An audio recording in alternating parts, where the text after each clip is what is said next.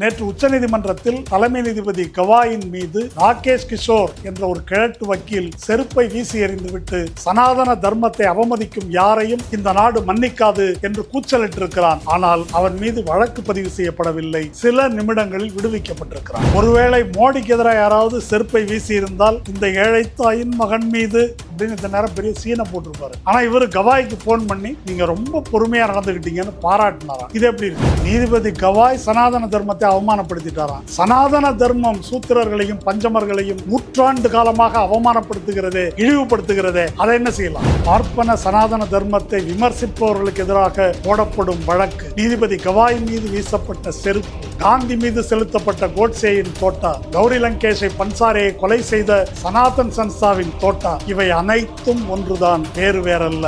நீதிபதி கவாய் மீது வீசப்பட்ட செருப்பு இந்த அரசமைப்பு சட்டத்தின் மீது வீசப்பட்ட செருப்பு, லிபர்ட்டி, ஈக்வாலிட்டி, ஃப்ரெட்டர்னிட்டி என்ற அரசமைப்பு சட்ட விழுமியங்களின் மீது வீசப்பட்ட செருப்பு, அண்ணல் அம்பேத்கரின் மீது வீசப்பட்ட செருப்பு. வணக்கம். இன்றைய நாளிதழ்களின் முதல் பக்க செய்தி, தலைமை நீதிபதி கவாய் அவர்களுக்கு எதிராக நீதிமன்றத்தில் நேற்று காலை சுமார் 11:30 மணி அளவில் ஒரு மனிதர் ராகேஷ் கிஷோர் என்ற 72 வயது மதிக்கத்தக்க ஒரு முதிய வழக்கறிஞர் தலைமை நீதிபதி கவாய் மீது செருப்பை கழற்றி வீசினார் என்பது இன்றைய நாளிதழ்களின் முதல் பக்க செய்தி. எதற்காக அவர் தலைமை நீதிபதியை, நீதிமன்றத்தை அவமதிக்கின்ற இந்த செயலில் ஈடுபட்டார் என்பதற்கு செருப்பை வீசும்போதே அவர் ஒரு முழக்கம் எழுப்பியிருக்காரு ஹிந்தியில். அது என்ன அப்படின்னு பார்ப்போம். சனாதன் தர்ம கா அப்மான் நஹி சஹேகா ஹிந்துஸ்தான். சனாதன தர்மத்தை அவமதிப்பதை இந்துஸ்தானம் பொறுத்து கொள்ளாது அப்படின்னு சொல்லி, இதுதான் இந்தியாவுக்கு என்னுடைய செய்தி அப்படின்னு அவர் ஓப்பன் கோர்ட்டில் பிரகடனப்படுத்தியிருக்கார். அந்த செருப்பு தலைமை நீதிபதி மேலே விழலை. அதை பாதுகாவலர்கள் தடுத்து விட்டார்கள். அவரை தடுத்து வெளியே கொண்டு போயிட்டாங்க. அவரை வெளியே கொண்டு போன பிறகு நீதிபதி அங்கே என்ன சொன்னார்னாக்கா, நீதிமன்றம் பரபரப்பானது, யாரும் பரபரப்பாகாதீங்க, இதை நானே பொருட்படுத்தலை, நீங்கள் எதுக்கு டென்ஷன் ஆகுறீங்க என்று நீதிபதி கவாய் அதை அலட்சியப்படுத்தி விட்டார். அவரை போலீஸ் ஸ்டேஷனுக்கு கூட்டின்னு போனாங்க. கூட்டின்னு போய் உட்கார வச்சுட்டு கொஞ்ச நேரம் கழித்து விடுவித்து விட்டார்கள். இதுதான் ரொம்ப முக்கியமான செய்தி. இப்போது நீதிமன்றத்தினுடைய பதிவாளர், உச்சநீதிமன்றத்தினுடைய பதிவாளர் அவர் மேலே வழக்கு போடணும் அப்படின்னு அவர் சொல்லலை. சொல்லப்போனால் நீதிபதி கவாய் அவர்களுடைய உத்தரவின் பேரில் அந்த ஷூவையும் அவர்கிட்டே திருப்பி கொடுத்துருங்க. பெரியார் தன் மீது செருப்பு வீசப்பட்ட போது அந்த ஒத்த செருப்பை வச்சுட்டு என்ன பண்ணுவேன், அதை ஒன்று என்கிட்ட இன்னொன்று கொடு, இல்லை இதையும் நீ வாங்கிக்கன்னு சொன்னது போல் இந்த ஷூவை அவரிடமே கொடுத்து விடுங்கள் என்று நீதிபதி கவாய் சொல்லியிருக்கிறார். அவர்கிட்ட கொடுத்து அனுப்பிட்டாங்க. இந்த பார் கவுன்சில் ஆஃப் இந்தியா அவர் மீது ஒரு தற்காலிக நீக்கம் என்ற நடவடிக்கை எடுத்திருக்கிறது.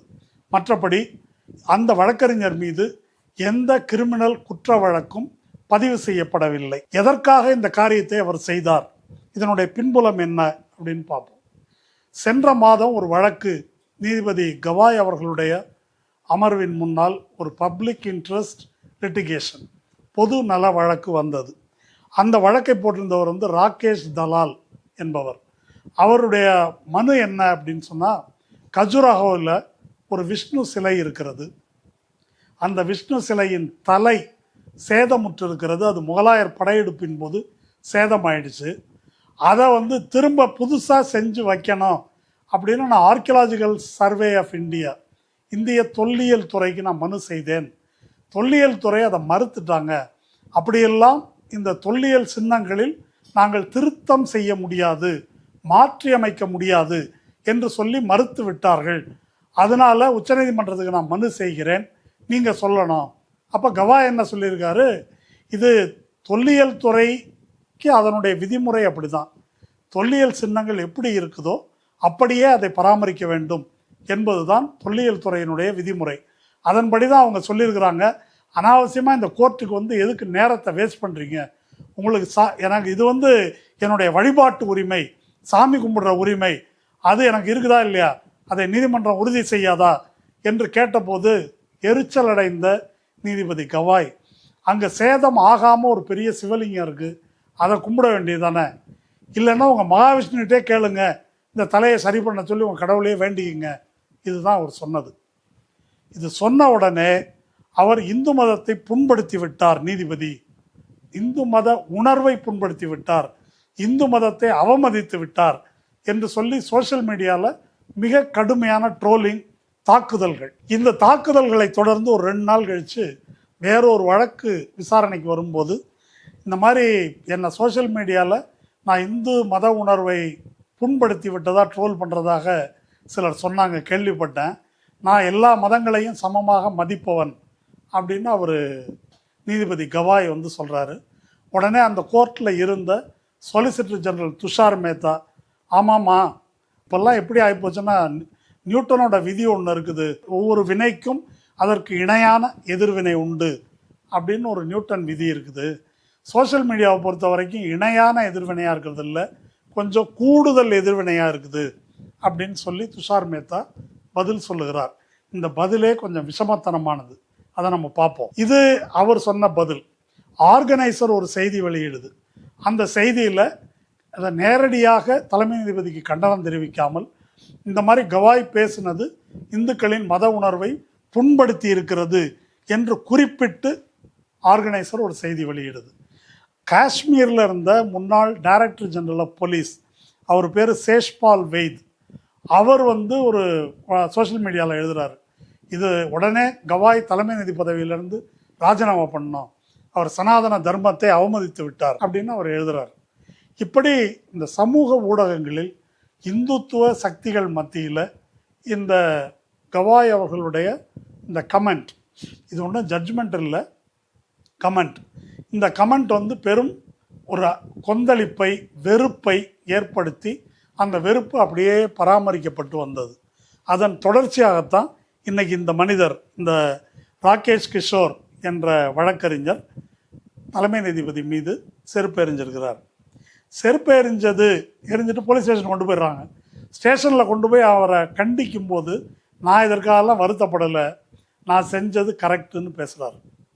இதை வந்து வழக்கறிஞர் சங்கமும் பதிவு செய்திருக்கிறது, போலீஸாரும் இதை சொல்லுகிறார். இதோட இதுக்கு மேலே போகிறார் அவர். இதுக்கு மேலே போய் என்ன சொல்கிறாருன்னா, கவாய் இப்படி பேசுனது மட்டும் இல்லை, இவர் மொரிஷியஸ் நாட்டில் போய் நீதிபதிகள் மத்தியில் உரையாற்றும் போது, நாங்கள் எங்கள் நாட்டில் வந்து புல்டோசர் நீதி கிடையாது, சட்டத்தின் ஆட்சி நடக்குது அப்படின்னு பேசுகிறார் இவர். அப்படின்னா இவர் என்ன சொல்ல வர்றாரு, யோகி ஆதித்யநாத் செய்கிறதெல்லாம் தப்புன்னு சொல்கிறாரா? அப்படி தான் தீர்ப்பு கொடுத்துருக்காங்க, இந்த தீர்ப்பெல்லாம் இந்துக்களுக்கு எதிரான தீர்ப்பு, இதை எப்படி அவர் பேச முடியும் அப்படின்னு அந்த கருத்து ஒன்று சொல்கிறார். அது இல்லாமல் நுப்பூர் சர்மா அவர் நபிகள் நாயகத்தை பற்றி இழிவாக பேசினதை இந்த நீதிமன்றம், அது இவர் கவாய் இல்லை, வேறொரு நீதிபதி, இந்த நீதிமன்றம் கண்டித்திருக்கிறது. உச்ச நீதிமன்றம் இந்துக்களுக்கு எதிராக பாரபட்சமாக நடந்து கொண்டிருக்கிறது. அது மட்டும் இல்லைங்க, இந்த தஹி ஹண்டி அப்படின்னு சொல்லிட்டு இந்த உரி அடி திருவிழா, அதில் பல பேர் ஏறி விழுந்து செத்து போகிறாங்க வட மாநிலங்களில் என்று அதில் உச்சநீதிமன்றம் ஒரு ரெஸ்ட்ரிக்ஷனை கொண்டு வருது. 18 வயதுக்கு உட்பட்டவர்கள் இதில் பங்கேற்கக்கூடாது, இது 20 அடி உயரத்துக்கு மேலே அந்த உரியை கட்டக்கூடாது என்ற நிபந்தனை கொண்டு வருது. இதெல்லாம் இந்துக்களுக்கு எதிரானது, இதெல்லாம் அவர் சொல்லியிருக்கக்கூடிய கருத்து. இதுக்காக நான் ஜெயிலுக்கு போனேன்னா போகிறதுக்கு தயார், நான் ஒன்றும் இதுக்கெல்லாம் கவலைப்படல, நான் ஒன்றும் தண்ணி எண்ணெயை போட்டு போதையிலெல்லாம் வந்து இதை பேசலை, ரொம்ப தெளிவான சிந்தனையுடன் தான் இதை செய்திருக்கிறேன், நான் செய்தது சரிதான் என்று அந்த ராகேஷ் கிஷோர் பேசியிருக்கிறார். தலைமை நீதிபதி அல்லது பதிவாளர் அலுவலகம் அவர் மீது வழக்கு பதிவு செய்ய வேண்டாம் அப்படின்னு சொல்லிட்டாலும் கூட அவர் மீது வழக்கு பதிவு செய்வதற்கு இடம் இருக்கிறது. மற்ற வழக்கறிஞர்கள் புகார் கொடுக்கலாம், காவல்துறை சுவமோட்டு தானாக முன்வந்து அவர் மீது வழக்கு பதிவு செய்யலாம். ஆனால் அப்படி எந்த விதமான வழக்கும் அவர் மீது பதிவு செய்யப்படவில்லை. இப்போ இந்த சம்பவம் நடந்த பிறகு மோடி வந்து ஒரு ட்வீட் போட்டிருக்கிறார். நீதிபதி வந்து ஒரு அரசமைப்பு சட்ட உணர்வில் ரொம்ப கண்ணியமாக நடந்து கொண்டார், இது வந்து ரொம்ப கண்டிக்கத்தக்க ஒரு நடவடிக்கை, அவருடைய கண்ணியத்தை நான் பாராட்டுகிறேன், அவரை நான் கூப்பிட்டு பேசினேன் அப்படின்னு சொல்லி பிரதமர் மோடி ட்விட்டர் பக்கத்தில் போட்டிருக்கிறார். எதிர்க்கட்சி தலைவர் கார்கே என்ன சொல்லியிருக்காருன்னு பார்க்கணும். It reflects an attempt to intimidate and humiliate a man who has broken social barriers to uphold the constitution. Such mindless act shows how hate, fanaticism and bigotry have engulfed our society in the past decade. அவர் என்ன சொல்றாரு, ஒரு ஒடுக்கப்பட்ட சமூகத்திலிருந்து வந்து இத்தகைய உயர் பதவியில் அமர்ந்திருக்கின்ற ஒரு கான்ஸ்டிடியூஷனல் போஸ்டில் அமர்ந்து கான்ஸ்டிடியூஷனை உயர்த்தி பிடிக்கின்ற ஒரு மனிதனை அவமதிக்கும் செயல், அச்சுறுத்தும் செயல் இது.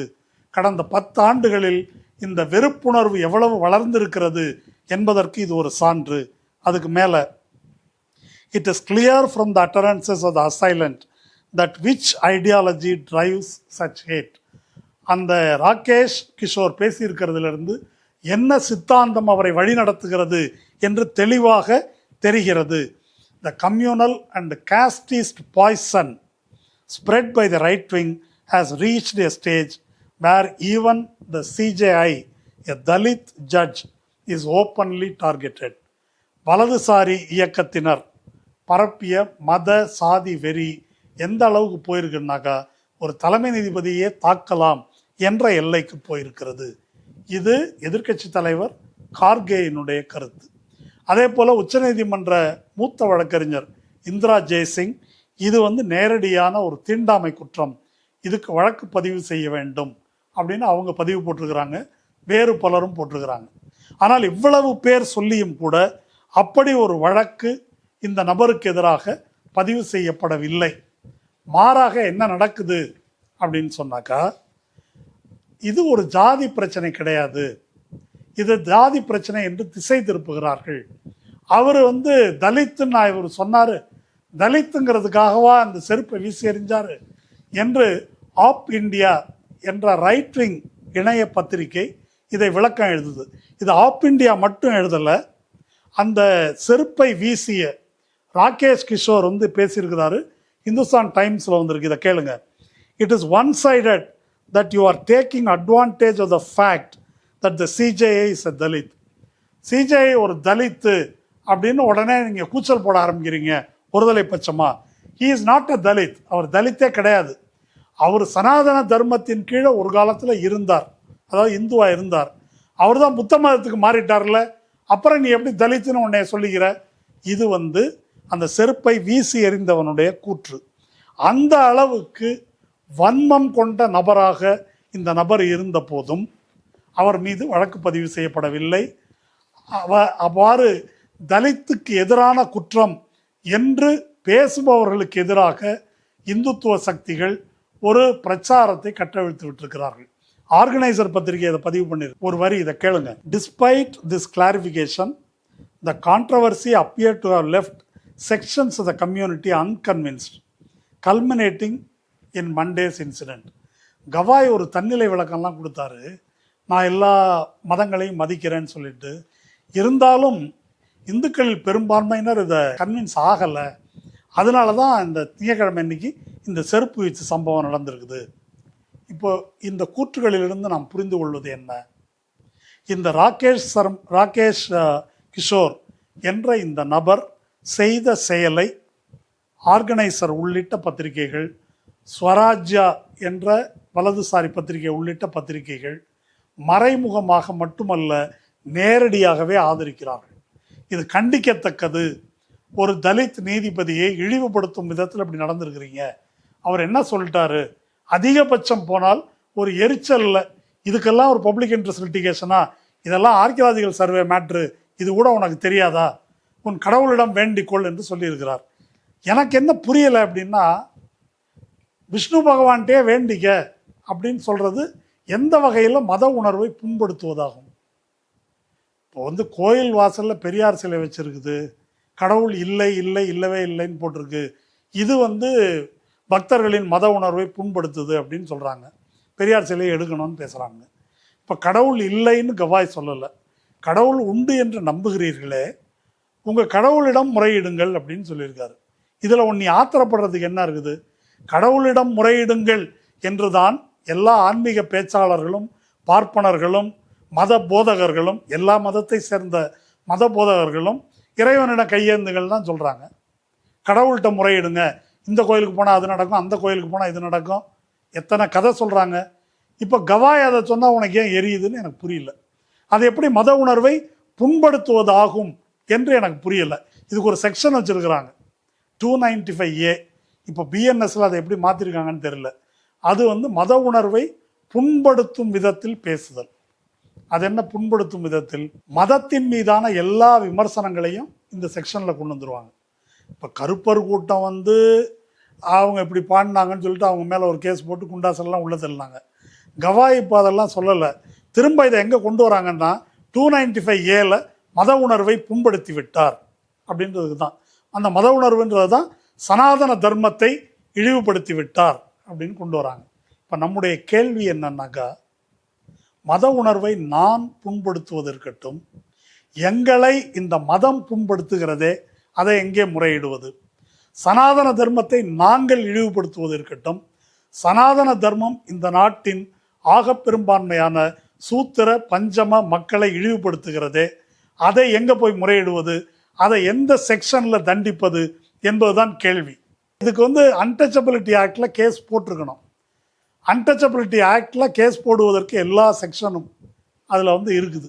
தாராளமாக அத்தகைய குற்றம்தான் இது. ஆனால் போடப்படவில்லை. இது செக்ஷனில் கேஸ் போடலை என்பது மட்டுமல்ல, இவர்கள் என்ன சொல்கிறாங்க அப்படின்னு சொன்னால், சனாதன தர்மத்தில் சாதியோ தீண்டாமையோ கிடையாது என்று சாதிக்கிறார்கள்.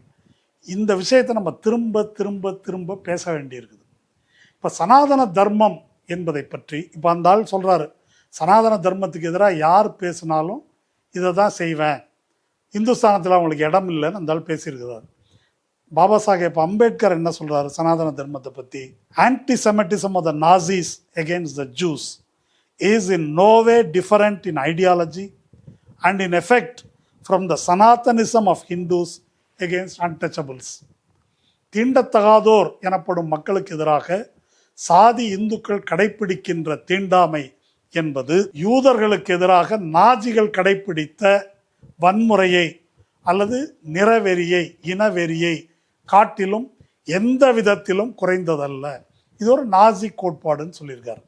அது மட்டும் சொல்லலை, இந்த சனாதன தர்மம் என்பது காலத்தால் அழியாதது என்ற பித்தலாட்டத்தை எல்லாம் இந்துக்கள் கைவிட வேண்டும் அப்படின்னு அனிகிலேஷன் ஆஃப் காஸ்ட்ல எழுதுறாரு. நீங்க கைவிடலை, அதனால இந்த சனியம் பிடிச்ச மதத்திலிருந்து நான் வெளியேறுகிறேன் என்று அனிகிலேஷன் ஆஃப் காஸ்ட்ல அவர் எழுதுறார். இதெல்லாம் அம்பேத்கருடைய கற்பனையா? சனாதன தர்மம் என்பது வர்ண தர்மம், சனாதன தர்மம் தான் சாதி, சனாதன தர்மம் தான் தீண்டாமையை நியாயப்படுத்துகிறது என்பது அம்பேத்கர் சொல்லுகிறாரா, அல்லது திராவிட இயக்கத்தினரும் பெரியாரும் புதிதாக கண்டுபிடித்து சொல்லுகிறார்களா என்றால் இல்லை. பல ஆவணங்கள் இதற்கு இருக்கிறது. இப்போ பனாரஸ் இந்து யூனிவர்சிட்டி வெளியிட்டதில் சனாதன தர்மம் என்பது சாராம்சத்தில் வர்ண தர்மம் தான் என்று அழுத்தம் திருத்தமாக சொல்லப்பட்டிருக்கு. அந்த பனாரஸ் ஹிந்து யூனிவர்சிட்டியை தோற்றுவித்த மதன் மோகன் மாளவியா அவர் காந்திக்கு 1933 February 8 எழுதின லெட்டரில், இப்போ நான் அப்படியே படிக்கிறேன், there is plenty of authority for the view that certain persons are untouchables under certain conditions and that certain other persons are untouchables by reason of their birth and occupation. சில நபர்கள் பிறப்பால் தீண்டத்தகாதவர்கள், சில நபர்கள் குறிப்பிட்ட சில கண்டிஷனில் தீண்டத்தகாதவர்கள் அப்படின்னு வரையறுத்து காந்திக்கு சொல்கிறாரு. எதுக்காக காந்திக்கு சொல்கிறாரு? காந்தி பூனா ஒப்பந்தத்துக்கு அம்பேத்கரை நிர்பந்தப்படுத்தி இணங்க செய்த பிறகு கோயில் நுழைவுக்கு தாழ்த்தப்பட்டவர்களை அனுமதியுங்கள் என்று பார்ப்பனர்களையும் சாதி இந்துக்களையும் வேண்டுகோள் விடுத்து கேட்கும்போது, அப்படி கோயிலுக்குள் தாழ்த்தப்பட்டவர்களை அனுமதிப்பது சனாதன தர்மத்துக்கு எதிரானது, அதுதான் சனாதன தர்மத்தில் இருக்குது அப்படின்னு மதன் மோகன் மாளவியா சொல்றார். அதை சாவர்கர் என்டார்ஸ் பண்றார்.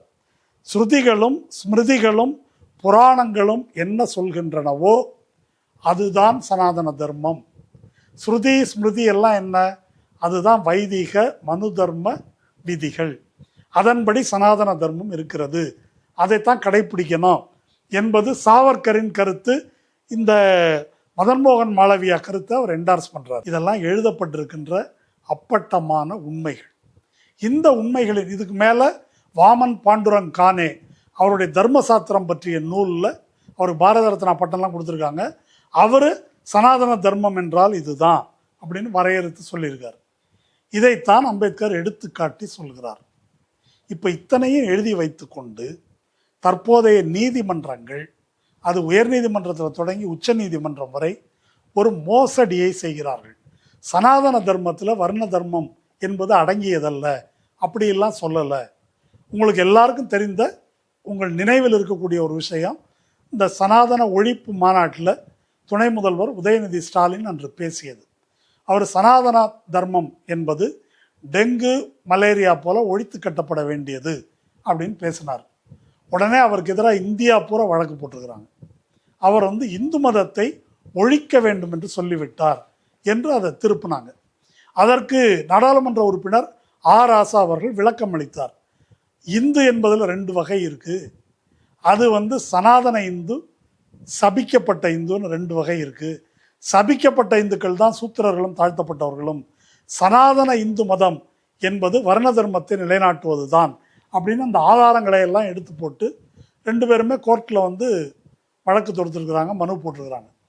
அந்த வழக்கு சென்னை உயர்நீதிமன்றத்தில் விசாரணைக்கு வந்தபோது நீதிபதி அனிதா சுமந்த் சனாதன தர்மத்துக்கு வினோதமான விளக்கங்கள்லாம், இதை பற்றி ஏற்கனவே பல நேர்காணலில் நான் பேசியிருக்கிறதுனால இங்கே அதை விளக்கவில்லை, அது அபத்தமான விளக்கங்களை சொல்லி தீர்ப்பு கொடுத்து அந்த தீர்ப்பை அப்லோடு பண்ணிவிட்டு அப்புறம் அதை திரும்ப எடுத்து திரும்ப திருத்தி இந்த கூத்தெல்லாம் நடந்துச்சு. அத்தனையும் சட்டவிரோதம். இதெல்லாம் சென்னை உயர்நீதிமன்றத்தில் நடந்தது. சேஷசாயி என்ற நீதிபதி சனாதன தர்மத்தில் அப்படியெல்லாம் கிடையாது, ஒருவேளை அப்படி இருப்பதாக யாராவது புரிந்து கொண்டிருந்தாலும் அதுக்கெல்லாம் ஆர்டிகிள் 17 படி அதுதான் குற்றமாச்சே என்று வளைத்து நெளித்து ஒரு விளக்கம் சொல்லியிருக்கிறார். அப்போ இதிலிருந்தெல்லாம் இவர்கள் சொல்ல வருவது என்ன என்று சொன்னால், சனாதன தர்மத்தில் சாதி தீண்டாமை இல்லை என்ற பொய்யான விளக்கம். இந்த பொய்யை அடிப்படையாக கொண்டுதான் இந்து மதத்தின் மீது, வர்ண தர்மத்தின் மீது தந்தை பெரியாரோ அம்பேத்கரோ அதன் வழி வந்த திராவிட இயக்கம், தலித் இயக்கங்களோ விமர்சனம் வைக்கும்போது அது மத உணர்வை புண்படுத்துகிறது என்று பேசுகிறார். இப்போ விஷ்ணு கிட்ட போய் கேளுப்பா வேண்டிக்க அப்படின்னு சொன்னதுக்காக செருப்பு எறிஞ்சிருக்கிறீங்க. அந்த பகவான் விஷ்ணு அவருடைய அவதாரமான கிருஷ்ணர் என்ன சொல்லியிருக்கிறாரு? 4 வர்ணங்களை நானே படைத்தேன், இப்படி தான் நியாயப்படுத்தியிருக்கார். அந்த பகவத்கீதையை பாடநூலாக வைக்கணும் என்று பல நீதிபதிகள் பேசியிருக்கிறார்கள். அப்போ இப்படிப்பட்ட ஒரு விஷ்ணு, அதை பற்றி கவாய் அப்படி என்ன தவறாக சொல்லிவிட்டார்? அதை நிலைநாட்ட வேண்டும் என்று சொன்னால், சனாதன தர்மத்தை நிலைநாட்ட வேண்டும் என்று சொன்னால், அது இந்த நாட்டின் மக்களுக்கு எதிராக இழைக்கின்ற குற்றத்தை எங்கே போய் தண்டிப்பது? இதான் நம்முடைய கேள்வி. அதை தண்டிப்பதற்கு இருக்கின்ற சட்டத்தில் தீண்டாமை குற்றத்தின் கீழ் கூட இந்த வழக்கு போடப்படவில்லை. இப்போ கவாய் அது வேணான்னு சொல்லிட்டாரு, அது பெருந்தன்மைன்னு பாராட்டுறாங்க. என்ன வெங்காய பெருந்தன்மை? தாழ்த்தப்பட்ட மக்கள் நூற்றாண்டுகளாக தீண்டாமையை சகித்து கொண்டிருப்பதும், சூத்திரர்கள் என்று ஒடுக்கப்பட்ட மக்கள் தங்கள் மீது சுமத்தப்பட்ட சாதி இழிவை சகித்து கொண்டிருப்பதும் பெருந்தன்மையா? அவர் சொன்னது பெருந்தன்மைன்னாக்கா அப்போ என்னத்துக்கு தீண்டாமை ஒழிப்பு சட்டம், அன்டச்சபிலிட்டி ஆக்ட் எதுக்கு? பெருந்தன்மையாக எல்லாரும் ஏற்றுக்கொண்டிருக்கிறார்களா? காலனி என்ற தனி குடியிருப்பையும் தனி சுடுகாட்டையும் கோயிலுக்குள் நுழைய அனுமதிக்காதையும் இன்னைக்கு கருவறைக்குள்ளே அனுமதிக்க மறுப்பதையும் பெருந்தன்மை காரணமாகவா ஏற்றுக்கொண்டிருக்கிறோம்? இது எங்கள் மீது திணிக்கப்பட்டிருக்கின்ற சாதி இழிவு. இந்த இழிவை ஏற்றுக்கொள்ள மறுப்பவர்கள் அதற்கு எதிரான விமர்சனத்தை மிக மென்மையா கவாய் போல பேசினால் கூட, அவர் தலைமை நீதிபதியாகவே இருந்தாலும் அவருக்கு எதிராக செருப்பை வீசுகிறார்கள். இது என்னவோ செருப்பு தானங்க வீசிட்டாங்க என்று நீங்கள் கருத வேண்டாம். காந்தி எதற்காக கோட்சேவால் சுட்டு கொலை செய்யப்பட்டார்? அது மதன் மோகன் மாளவியா தொடங்கி சாவர்கர் தொடங்கி அது அப்போவே தொடங்கிடுச்சு. அது வெறுமனே இந்தியா பாகிஸ்தான் பிரிவினையில் வந்த அதிருப்தி மட்டுமல்ல, சனாதன தர்மத்தின் அடிப்படையில் இவர்கள் உயர்த்தி பிடித்த தீண்டாமையை சற்று விலக்கிக் கொள்ளுங்கள் என்ற காந்தியின் கோரிக்கையே இவர்களால் ஏற்றுக்கொள்ள முடியவில்லை. அந்த பழைய சனாதன ஒழுங்கமைவை நிலைநாட்ட வேண்டும், அதில் ஒரு விரிசலை ஏற்படுத்துவதற்கு காந்தி முயற்சிக்கிறார் என்ற அடிப்படையில் தான் காந்தியை கோட்சே சுட்டு கொன்றார். இன்னைக்கு இந்த ராகேஷ் கிஷோர் போலவே அன்றைக்கு கோட்சே சுட்டு கொன்றது நியாயம் என்று வாதாடினார். சனாதன் சன்ஸ்தா என்ற ஒரு அமைப்பு உங்களுக்கு தெரியும். அந்த சனாதன் சன்ஸ்தா கௌரி லங்கேஷை சுட்டு கொன்றது அந்த சன்ஸ்தா அமைப்பை சேர்ந்தவர்கள். எதற்காக? கௌரி லங்கேஷ் இந்து மதத்தை அவமதித்தாரா? இல்லை. கௌரி லங்கேஷ் செய்தது என்ன? இஸ்லாமியர்களுக்கு எதிரான வன்முறை கர்நாடக மாநிலத்தில் கட்டவிழ்த்து விடப்பட்ட போது அதற்கு எதிராக குரல் கொடுத்தார். அதே கர்நாடக மாநிலத்தைச் சேர்ந்த கல்புர்கியை சுட்டு கொன்றார்கள். அவர் என்ன செஞ்சாரு? இந்து மதத்தை இழிவுபடுத்தினாரா? இல்லை. லிங்காயத் என்பது சாதிய கொடுங்கோன்மைக்கு எதிராக கலகம் செய்த ஒரு மதம். அது இந்து மதத்தின் அங்கம் அல்ல. சாதி ஒழிப்பு ஒரு வழி, அதை இந்து மதத்தின் அங்கமாக்க கூடாது என்று குரல் கொடுத்ததற்காக கல்புர்கி சுட்டுக் கொல்லப்பட்டார். கோவிந்த் பன்சாரே எதற்காக சனாதன் சன்ஸ்தாவால் சுட்டுக் கொல்லப்பட்டார்? சிவாஜியை இவர்கள் இந்து சனாதன தர்மத்தின் அதை நிலைநாட்டியவனாக வீர சிவாஜி என்று சித்தரிக்கிறார்கள். அப்படி அல்ல. சிவாஜி மத நல்லிணக்கத்தை பேணினார். இவர்கள் கூறுகின்ற பிராமண ஆதிக்க சமூக ஒழுங்கமைவை சிவாஜி ஆதரிக்கவில்லை. அதன் அடக்குமுறைக்கு ஆளானவர் தான் சிவாஜி என்பதை பன்சாரே எழுதினார். அதனால் அவர் சுட்டுக் கொல்லப்பட்டார். தபோல்கர் எதற்காக சுட்டுக் கொல்லப்பட்டார்? அவர் இந்த பார்ப்பன இந்து மதத்தின் மூட நம்பிக்கைகளை ஒழிப்பதற்கான சட்டத்தை கொண்டு வருவதற்கு அவர் போராடினார். அதனால் அவர் சுட்டுக் கொல்லப்பட்டார். அதனால் நம் முன்னால் இருக்கின்ற கேள்வி என்னவென்றால், வீசப்பட்டது செருப்பா அல்லது அரிவாளா அல்லது துப்பாக்கி தோட்டாவா என்பது அல்ல. நடந்திருப்பது அப்பட்டமான சனாதன பார்ப்பன மேலாதிக்க பயங்கரவாத நடவடிக்கை. இதற்கெதிராக அங்கே வழக்கு தொடுக்கவில்லை என்பது மட்டுமல்ல, இதற்கெதிராக நாடெங்கும் ஒரு கொந்தளிப்பு நிகழ்ந்திருக்க வேண்டும். நாடெங்கும் கண்டன குரல்கள் எழுந்திருக்க வேண்டும். அவ்வாறு எழவில்லை என்பது அது நீதிபதி கவாயுடைய தனிப்பட்ட பிரச்சனை அல்ல. நீதிபதி கவாய் என்ன தீர்ப்பு கொடுத்தார் கொடுக்கவில்லை என்பது பற்றிய பிரச்சனை அல்ல. கவாய் என்ற நீதிபதி ஒடுக்கப்பட்ட சமூகத்திலிருந்து வந்தவர். இந்த அரசமைப்பு சட்டத்தின் ஆட்சியை நிலைநாட்ட வேண்டும் என்று கருதுபவர். அதற்கு எதிராக வீசப்பட்ட செருப்பு என்பது லிபர்ட்டி, ஈக்குவாலிட்டி, ஃப்ரெட்டர்னிட்டி என்ற அரசமைப்பு சட்ட விழுமியங்களுக்கு எதிராக, கான்ஸ்டிடியூஷனல் மொராலிட்டிக்கு எதிராக, இந்த கான்ஸ்டிடியூஷனல் மொராலிட்டியை நிலைநாட்டுவதற்கு இந்த அரசமைப்பு சட்டத்தை வகுத்து தந்த அண்ணல் அம்பேத்கருக்கு எதிராக வீசப்பட்ட செருப்பு. என்ன செய்ய போகிறோம்? வணக்கம்.